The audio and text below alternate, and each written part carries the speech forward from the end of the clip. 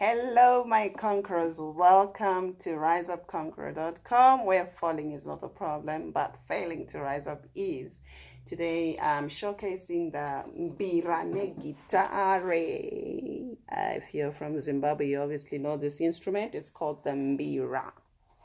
Okay, and this is an ancient instrument that our ancestors used for both entertainment and worship. I'm coming through to you today with the same instrument, riding upon the anointing of worship. I'm going to praise the Lord with this instrument. I'm going to honor the Most High God with this instrument. I'm going to glorify Him and bless Him, taking my song from Psalm 103, Bless the Lord, O my soul. And of course, using one of our ancient tunes, the neMbira.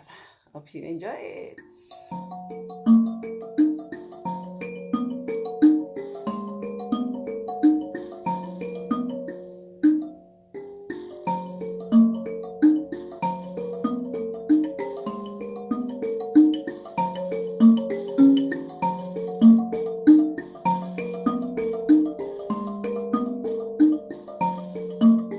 Bless the Lord.